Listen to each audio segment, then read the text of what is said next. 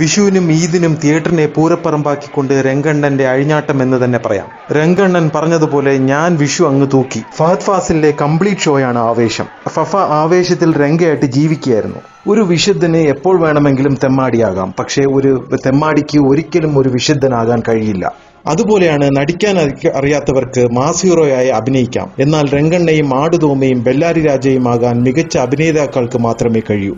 മലയാള cinema കണ്ട ഏറ്റവും മികച്ച മാസ് സീനുകളിൽ ഒന്ന് പിറവികൊണ്ടത് ആവേശം സിനിമയിലെ അവസാനത്തെ 10 നിമിഷങ്ങളിലാണ്. മാസ് ഹീറോസിന്റെ മാസ് സീനുകൾ ഉണ്ടാകുന്നത് AK-47 മെഷീൻ ഗണ്ണും ഒക്കെ വെച്ചും 100 വില്ലന്മാരെ ഇടിച്ചും തൊഴിച്ചും ആണെങ്കിൽ ആവേശത്തിലെ മാസ് സീൻ പിറന്നത് തോക്കും ബോംബും ഒന്നുമില്ലാത്ത ഒരു വീടിനകത്ത് വെച്ചായിരുന്നു. അതും അഭിനയത്തിന്റെ റോളർ കോസ്റ്റർ ഓഫ് ഇമോഷൻസിലൂടെ. KGF-ഉം ജയിലറും തുടങ്ങിയ മാസ് ഗാങ്സ്റ്റർ കഥാപാത്രമല്ല രംഗണ്ണ. അവസാനത്തെ 10 മിനിറ്റ് ഇന്ത്യൻ സിനിമയിലെന്നല്ല ലോക സിനിമയിൽ തന്നെ ഇത്രയും ഇമോഷൻസ് മാറിമറിഞ്ഞ ഒരു ആക്ടിംഗ് ഉണ്ടോ എന്ന് സംശയമാണ്.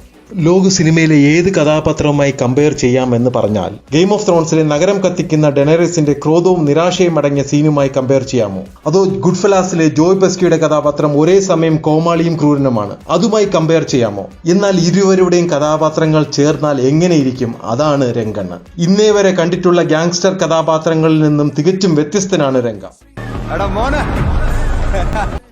ബിബി രംഗനോട് ഞങ്ങൾക്ക് നിങ്ങളെ പോലെ ആകണ്ട എന്നും സീനിയേഴ്സിനെ അടിക്കാൻ വേണ്ടി മാത്രമാണ് കൂട്ടുകൂടിയത് എന്ന് പറയുന്നതോടുകൂടി രംഗൻ റിജക്റ്റഡ് സ്റ്റേറ്റിലേക്ക് ആവുന്നു. തന്നെ കൊല്ലാൻ റെഡ്ഡിക്ക് പിള്ളേര് ഒറ്റുകൊടുത്തു എന്ന് അറിയുന്ന രംഗൻ വെറി പൂണ്ട് തന്റെ ഗുരുവായ റെഡ്ഡിയെ കൊല്ലുന്നു.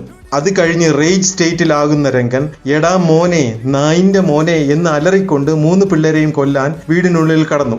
അവിടെ രോഷാകുലനായി 5 മിനിറ്റോളം അവരെ കൊല്ലാനായി അന്വേഷിച്ച് നടക്കുന്നു. പിന്നെ ശാരീരികമായി തളർന്ന രംഗൻ സിഗരറ്റ് എടുത്ത് വലിക്കാൻ തുടങ്ങിയതോടുകൂടി കലിയിറങ്ങി ഹട്ട് മോഡിലേക്ക് പോകുന്നു. തന്റെ നിഷ്കളങ്കമായ സൗഹൃദത്തെ തിരസ്കരിച്ചത് മൂലം സ്നേഹത്തിന് വേണ്ടിയാണ് താൻ കൂട്ടുകൂടിയെന്ന് പറഞ്ഞുകൊണ്ട് റിജക്ഷൻ സ്റ്റേറ്റിലേക്ക് രംഗൻ വരുന്നുണ്ട്. പ്രണയത്തിൽ മാത്രമല്ല സൗഹൃദത്തിലും റിജക്ഷൻ വലിയൊരു ഇമോഷണൽ വേദനയാണ്. വളരെ ഹർട്ടായ രംഗൻ കുട്ടികളെ പോലെ കരയുന്നുണ്ട്. താൻ കരയുന്നത് തന്റെ അണികൾ കാണുന്നത് ഷെയിമായി തോന്നി രംഗൻ മുഖം പൊത്തിപ്പിടിക്കുന്നുണ്ട്. താൻ ചങ്ക് പറിച്ച് നൽകിയ കുട്ടികൾ തന്റെ ഫ്രണ്ട്ഷിപ്പ് റിജക്ട് ചെയ്തതോർത്ത് രംഗൻ അഗണി സ്റ്റേറ്റിലേക്ക് മാറിപ്പൊലമ്പുന്നുണ്ട്. ഇവിടെ രംഗൻ കുട്ടികളെ കൊല്ലുന്നത് മറന്ന് അഗണി സ്റ്റേറ്റിൽ ഇരിക്കുന്ന സമയത്താണ് ശാന്തൻ എണീറ്റ് സോറി പറയുന്നത്. അത് വീണ്ടും രംഗനെ റേജ് സ്റ്റേജിലേക്ക് എത്തിച്ചു. വീണ്ടും കലി പൂണ്ട് റൂമിന്റെ വാതിൽ തല്ലിപ്പൊളിക്കുന്ന സമയത്താണ് ബിബിയുടെ അമ്മയുടെ കോൾ വരുന്നത്. ഇവിടെ രംഗൻ ഒരു നിമിഷത്തേക്ക് ഷോക്കാകുന്നു. പിന്നെ കൺഫ്യൂഷൻ സ്റ്റേറ്റിലേക്ക് വരികയും ചെയ്യുന്നു. അടങ്ങാത്ത കലിയും അമ്മയുടെ വിളിയും ചേർന്നുള്ള ഒരു കൺഫ്യൂഷൻ സ്റ്റേറ്റ്.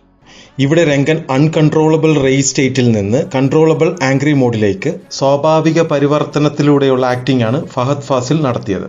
അത് അന്യൻ സിനിമയിലെ സ്വിച്ചിട്ട പോലെയുള്ള ആക്ടിങ്ങിലെ മാറ്റമല്ല.